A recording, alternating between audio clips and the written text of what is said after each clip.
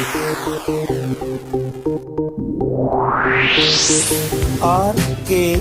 स्वागत है दोस्तों आपका एक बार फिर से हमारे YouTube चैनल RKB कैंफी वीडियोस में। कक्षा 12 का कार्बोक्सिलिक अम्ल चैप्टर चला हुआ है हमारा, जो कि एनसीईआरटी की बुक में आपकी 12वीं यूनिट है। इसमें हमारा कार्बोक्सिलिक अम्लों के बनाने की एक विधि की वीडियो पूरी हो चुकी है। उसमें हमने आपको 4 विधियां प्रस्तुत की थी। अब उससे आगे की कुछ विधियां हैं कार्बोक्सिलिक अम्लों को बनाने की, आइए अब हम उनको लेकर चलते हैं। नेक्स्ट मेथड जो आपका आता है कार्बोक्सिलिक अम्ल बनाने का 5वां मेथड, वो आता है ट्राई हैलोजन यौगिकों के द्वारा। ट्राई हैलोजन यौगिकों के द्वारा। अब जो ट्राई हैलोजन यौगिक होते हैं जिनमें 3 हैलोजन परमाणु होते हैं, ऐसे कार्बनिक यौगिक ट्राई हैलोजन यौगिक कहलाते हैं। उनके जल अपघटन से, स्पेशली अक्षारीय जल अपघटन से हमें कार्बोक्सिलिक अम्ल प्राप्त हो जाते हैं। ट्राई हैलोजन यौगिक होगा RCH3, अर्थात जिस प्रकार से क्लोरोफॉर्म होता है जैसे CHX3, हम उसको भी ले सकते हैं। उसमें 3 आपके हैलोजन परमाणु उपस्थित होते हैं। तो जब इसकी अभिक्रिया NaOH या KOH के द्वारा की जाती है और ये जलीय NaOH या जलीय KOH होगा, तो ये OH इन तीनों हैलोजन परमाणुओं को रिप्लेस कर देता है और ये बन जाएगा RC। इसके साथ एक OH, दूसरा OH और तीसरा OH आ जाता है। लेकिन यदि एक ही कार्बन परमाणु पर एक से ज्यादा OH हो तो वो अस्थायी होता है, तो ये साथ के साथ जल का एक अणु त्याग देता है और ये बना देगा RC double bond O। RC double bond O हो जाएगा और ये OH सेम टू सेम, तो RCOOH प्राप्त हो जाता है, यानी कार्बोक्सिलिक अम्लों का निर्माण हो जाता है। जैसे यहाँ पर हम क्लोरोफॉर्म के लिए ही ले लें, ये हमारा है CHCl3, तो यहाँ CHCl3 से हमारे किस प्रकार से रिएक्शन होगी, NaOH से हमारा बन जाएगा HCOH, OH और OH, जिसका आपका यौगिक हो जाएगा HCOOH। यानी क्लोरोफॉर्म से जितने कार्बन आपके यहाँ उपस्थित होंगे उतने ही कार्बन युक्त आपका कार्बोक्सिलिक अम्ल प्राप्त होगा। ये हैलोफॉर्म अभिक्रिया द्वारा ट्राई हैलोजन यौगिक बनाए जा सकते हैं, जो कि आपको एल्डिहाइड वाली वीडियो में हमने प्रस्तुत कर दी थी। हैलोफॉर्म अभिक्रिया जो आयोडोफॉर्म, क्लोरोफॉर्म, ब्रोमोफॉर्म आदि के निर्माण के लिए प्रयुक्त की जाती है। छठी विधि आपकी आती है एल्कीनों के द्वारा। एल्कीन द्वारा, और इसको कोच अभिक्रिया KOCH रिएक्शन भी कहते हैं, कोच अभिक्रिया भी कहते हैं। एल्कीन यानी जिन यौगिकों में द्विबंध उपस्थित होते हैं, जैसे RCH डबल बॉन्ड CH2, इस प्रकार के यौगिक जिनमें द्विबंध उपस्थित होते हैं एल्कीन कहलाते हैं। और इन एल्कीनों पर अगर हम कार्बन मोनोऑक्साइड और जल की अभिक्रिया कर दें in presence of any acid, जैसे सल्फ्यूरिक एसिड आदि की उपस्थिति में अगर कार्बन मोनोऑक्साइड और H2O की अभिक्रिया कर दें तो हमें प्राथमिक यानी मोनोकार्बोक्सिलिक अम्ल प्राप्त हो जाते हैं, जिनमें एक COOH समूह उपस्थित होगा। तो इस आधार पर यहाँ अगर देखा जाए तो हमारे अम्लों की संख्या जो ये R समूह है उसके साथ हमारा ये CH और CH2 भी रहेगा, यानी टोटल हमारा कार्बनिक यौगिक हो जाएगा RCH2 CH2 COOH। ये RCH2 CH2 था तो RCH2 CH2 COOH COOH के रूप में हमें ये प्राप्त हो जाता है। अब इस अभिक्रिया को एल्कीन द्वारा कार्बोक्सिलिक अम्लों का निर्माण, या कोच अभिक्रिया द्वारा कार्बोक्सिलिक अम्लों का निर्माण, या कार्बोक्सिलीकरण, इस अभिक्रिया को कार्बोक्सिलीकरण अभिक्रिया भी कहा जाता है, क्योंकि इस अभिक्रिया में एक कार्बोक्सिल COOH समूह का प्रतिस्थापन करा दिया जाता है किसी एल्कीन में, किसी कार्बनिक यौगिक में। इसमें मुख्यतः क्या होता है कि जैसे अगर हम CH2 डबल बॉन्ड CH2 को ले लें तो इसमें से हमारा एक कार्बन, चूंकि दोनों ओर समान समूह उपस्थित हैं, तो एक लगभग ऋणावेशित और एक आपका धनावेशित हो जाता है बंध वियोजन के समय। तो इस CH2 नेगेटिव पर जो H पॉजिटिव आपका होता है H2O का, वो H पॉजिटिव अटैक करता है और बाकी जो OH नेगेटिव बचा और आपका CO एक प्रकार से ऑक्सीजन अधिक विद्युत नहीं होने के रीजन से ये इस पर अटैक करता है और यहाँ ये H अटैक कर जाएगा इस पर। तो CH2 HOH के और CO यानी कार्बन मोनोऑक्साइड के द्वारा हमें कार्बोक्सिलिक अम्ल, मोनो कार्बोक्सिलिक अम्ल प्राप्त हो जाते हैं। यहाँ इसमें जो ये CH होता है ये आपका नेगेटिव होता है, तो H पॉजिटिव इस पर अटैक करेगा और ये RCH2CH2COOH का निर्माण कर देता है। सातवीं विधि आती है किसी एमाइड पर नाइट्रस अम्ल की अभिक्रिया के द्वारा। अगर हम एमाइड पर नाइट्रस अम्ल की अभिक्रिया कर देते हैं तो भी हमें कार्बोक्सिलिक अम्ल प्राप्त हो जाते हैं। अब एमाइड का सूत्र क्या होता है? एमाइड होता है RCONH2 और नाइट्रस अम्ल होता है हमारा HNO2। ये नाइट्रस अम्ल होता है जिसको हम कुछ इस प्रकार से भी लिख सकते हैं HNO2 को हमने HONO के रूप में लिख लिया। तो ये बंध कुछ इस प्रकार से टूट जाते हैं और बने हुए यौगिक हमारे RCOOH, एक तो कार्बोक्सिलिक अम्ल प्राप्त हो जाएगा, दूसरा N और N के साथ N2 यानी नाइट्रोजन प्राप्त हो जाती है और तीसरा H2O प्राप्त हो जाता है। तो एमाइड पर नाइट्रस अम्ल की क्रिया के द्वारा भी कार्बोक्सिलिक अम्लों का निर्माण किया जा सकता है।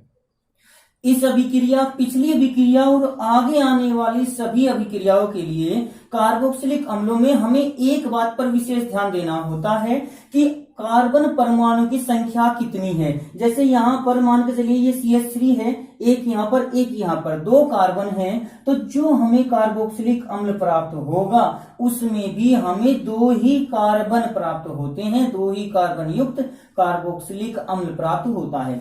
जैसे यहाँ पर हम ले लें CH3CONH2 एसेटेमाइड इसका नाम होता है। जब इस पर HNO2 की अभिक्रिया कराई जाती है तो हमें CH3COOH प्राप्त हो जाता है यानी एसिटिक अम्ल प्राप्त हो जाता है।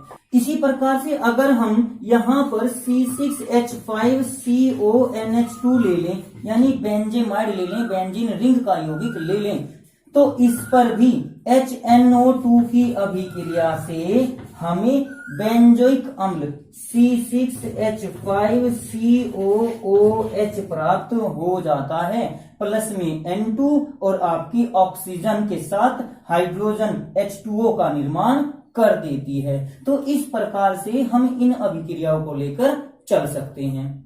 जैसे अभी मैंने कार्बन परमाणु की संख्या का निर्धारण करने के लिए बताया है, तो हम अगली विधि लेकर चलते हैं सोडियम एल्कोक्साइड पर। अगर सोडियम एल्कोक्साइड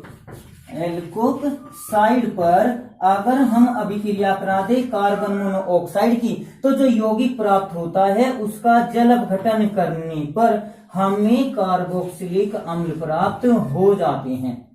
अब ये सोडियम एल्कोक्साइड होता है RONA। इसका निर्माण कैसे होता है? किसी भी एल्कोहल जैसे ROH पर अगर हम सोडियम की अभिक्रिया करा दें तो हमें RONA प्राप्त हो जाएगा, सोडियम एल्कोक्साइड प्राप्त हो जाएगा। अब इस सोडियम एल्कोक्साइड पर अगर हम अभिक्रिया करा दें कार्बन मोनोऑक्साइड की, तो ये उच्च ताप व दाब पर ये अभिक्रिया निर्माण कर देती है RCOONA का, यानी सोडियम लवण का निर्माण कर देती है। ये कार्बोक्सिलेट बोला जाता है। अब इसका अगर हम जल अपघटन कर दें तो हमें RCOOH यानी कार्बोक्सिलिक अम्ल प्राप्त हो जाता है। अब इसमें ध्यान देने की एक बात है कि यहाँ जो R है, जितने कार्बन परमाणु यहाँ एल्किल समूह में है, यहाँ बने हुए हमारे अम्ल में कार्बन परमाणु की संख्या एक अधिक हो जाती है। तो यहाँ कार्बन परमाणु की संख्या अगर बढ़ाई जाए तो वो हम इस प्रकार से बढ़ा सकते हैं। इसके लिए हम एक उदाहरण लेकर चलते हैं। यदि हमारा एक एल्कोहल है CH3CH2OH, एथिल एल्कोहल, जो हमने पिछली वीडियो में इसके बनाने की विधियां पढ़ी थी, अगर हम इसका ऑक्सीकरण कर दें तो हमें सीधे रूप में CH3COOH प्राप्त हो जाएगा। यानी जिस एल्कोहल में जितने कार्बन परमाणु हैं उतने ही कार्बन परमाणु युक्त हमें कार्बोक्सिलिक अम्ल प्राप्त हो गया। लेकिन अगर हमें इस एथिल एल्कोहल से उच्च कार्बोनिक अम्ल प्राप्त करना होता है तो अब हम किस विधि का प्रयोग करेंगे? तो सबसे पहले हम CH3CH2OH यानी इस एथिल एल्कोहल पर सोडियम की अभिक्रिया कर देंगे, जिससे हमें CH3CH2ONA यानी सोडियम एथोक्साइड प्राप्त हो जाता है। इस सोडियम एथोक्साइड के साथ अगर हम कार्बन मोनोऑक्साइड की अभिक्रिया कर दें तो हमें प्राप्त हो जाएगा CH3CH2COONA यानी सोडियम प्रोपियोनेट प्राप्त हो जाएगा, जिसके जल अपघटन से हमें CH3CH2COOH प्राप्त हो जाता है, प्रोपेनोइक अम्ल प्राप्त हो जाता है। तो यहाँ देखिए 2 कार्बन थे, यहाँ हमारे 3 कार्बन हो गए। तो अगर हमें कार्बन श्रेणी आरोहण करना है, कार्बन श्रेणी में उच्च यौगिक प्राप्त करना है, तब हम इस विधि का प्रयोग करेंगे। इसके अलावा जैसे पिछली वीडियो में हमने आपको बताया था, इस CH3CH2OH के साथ हम अगर पहले PCl5 की क्रिया करा दें तो भी हमें CH3CH2Cl प्राप्त हो जाएगा। इसके साथ KCN की अभिक्रिया करा दें तो CH3CH2CN प्राप्त हो जाएगा। इसका जल अपघटन करा दे तो भी हमें प्रोपेनोइक अम्ल प्राप्त हो जाएगा। तो इस प्रकार से ये दोनों अभिक्रिया कार्बन परमाणु की संख्या इंक्रीज करने के लिए प्रयुक्त की जाती है। तो ये विधियां आपको तब प्रयुक्त करने को मिलेंगी जब आपको कहा जाएगा कि कैसे प्राप्त करेंगे, how to obtain this compound from this compound. एक यौगिक से दूसरा यौगिक बनाने के लिए आपको इन प्रकार की अभिक्रियाओं की आवश्यकता होगी। अब 9th विधि अगर हम देखें तो वो एरोमेटिक कार्बोक्सिलिक अम्लों के निर्माण की विधि आती है। अब एरोमेटिक क्या होंगे? जिनमें आपका एरिल समूह यानी बेंजीन रिंग के साथ डायरेक्ट COOH समूह जुड़ा हुआ होता है, उसको हम एरोमेटिक कार्बोक्सिलिक अम्ल कहते हैं। तो इनका निर्माण करने के लिए हम सीधा ऑक्सीडेशन कर देते हैं कार्बनिक यौगिक का। जिस प्रकार से बेंजीन यौगिक हमारा ले लें CH3 के साथ, टोलुइन हमने ले लिया, ये कार्बन आपका बेंजिलिक कार्बन कहलाता है। डायरेक्ट बेंजीन रिंग से जुड़ा हुआ कार्बन बेंजिलिक कार्बन कहलाता है। तो जब हम इस टोलुइन का ऑक्सीकरण करते हैं अम्लीय या अक्षारीय KMnO4 के द्वारा, पोटेशियम परमैंगनेट के द्वारा या पोटेशियम डाइक्रोमेट के द्वारा, तो सीधे रूप में हमें यहाँ पर C6H5COOH प्राप्त हो जाता है, यानी टोलुइन से हमें बेंजोइक अम्ल प्राप्त हो जाता है। तो इस प्रकार की अभिक्रियाओं में एक बात का विशेष ध्यान आप रखें कि कार्बन जो बेंजीन के साथ जुड़ा हुआ है केवल उसी का यानी बेंजिलिक कार्बन का ही ऑक्सीकरण होता है। यहाँ पर अगर हम ले लें CH और उसके बाद हम ले लें CH3, इस कार्बन के साथ इधर CH3 जुड़ गया और यहाँ पर हम एक और CH3 जोड़ दें, तो इन कार्बन में यहाँ CH3 तब भी केवल इसी कार्बन का बेंजिलिक कार्बन का ही ऑक्सीकरण होगा, जो कि आपका C6H5COOH का निर्माण कर देता है। इन दोनों का ऑक्सीकरण नहीं होगा। एक एग्जांपल और लेकर इसका हम चलते हैं। अगर आपका C6H5CH2CH3 है, यहाँ पर एथिल ग्रुप जुड़ा हुआ है, तब भी इसका ऑक्सीकरण करने पर हमें C6H5COOH समूह ही प्राप्त होगा, बेंजोइक अम्ल ही प्राप्त होता है। तो इस आधार पर हम कह सकते हैं कि केवल बेंजिलिक जो कार्बन है उसके साथ जुड़ा हुआ हाइड्रोजन जब होगा तभी हमें कार्बोक्सिलिक अम्ल प्राप्त होगा। अगर यहाँ कोई हाइड्रोजन नहीं है, बेंजिलिक हाइड्रोजन नहीं है, तो फिर उसका ऑक्सीकरण नहीं हो सकता। इसके लिए देखिए हम एक प्रकार से यह अभिक्रिया ले सकते हैं C6H5C और इसके साथ हमने 3 CH3 जोड़ दिए, यानी अब इस कार्बन के पास कोई हाइड्रोजन नहीं है, यानी इसको CH3 इस प्रकार से एक CH3 यहां पर और एक CH3 ऊपर जोड़ दिया जाए, तो जब बेंजीलिक हाइड्रोजन नहीं है और हम इसका ऑक्सीकरण कराते हैं तो कोई अभिक्रिया नहीं होती है, हमें कोई अंतिम यौगिक कार्बोक्सिलिक अम्ल के रूप में प्राप्त नहीं होता है। लेकिन अगर हम केवल बेंजीन का ऑक्सीकरण कर दें इन प्रेजेंस ऑफ V2O5 के द्वारा इसका ऑक्सीकरण कर दें तो उच्च ताप लगभग 773 केल्विन टेम्परेचर पर ये बेंजीन रिंग टूट जाती है, रिंग के रूप में नहीं रहेगी और ये ओपन स्ट्रक्चर का CHCOOH और CHCOOH के रूप में मैलिक अम्ल का निर्माण कर देती है। तो बेंजीन रिंग से इस प्रकार से यहाँ ये हमारा एरोमेटिक कार्बोक्सिलिक अम्ल नहीं है, क्योंकि ये ओपन चेन आ गई।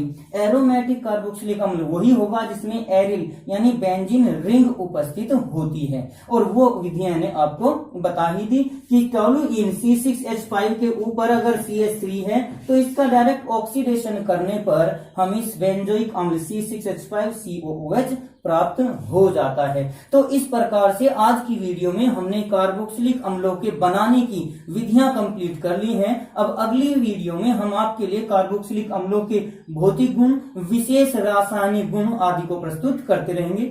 हमारी वीडियो में सभी चैप्टर टॉपिक वाइज आपको प्रस्तुत किए जा रहे हैं लगातार। बीच में कोई टॉपिक अगर आपको ऐसा लगता है एनसीईआरटी की बुक से कि ये टॉपिक अभी हमने क्लियर नहीं किया है तो आप उस कंसेप्ट को हमारे कमेंट बॉक्स में जरूर लिख दें, हम उस टॉपिक को भी, उस कंसेप्ट को भी आपको क्लियर करने की कोशिश करेंगे। धन्यवाद। आज की वीडियो में बस इतना ही। अगली वीडियो प्राप्त करने के लिए हमारे चैनल को सब्सक्राइब करें, वीडियो को लाइक करें और अगर वीडियो अच्छी लगे तो कमेंट्स करें और दोस्तों को भी शेयर करें।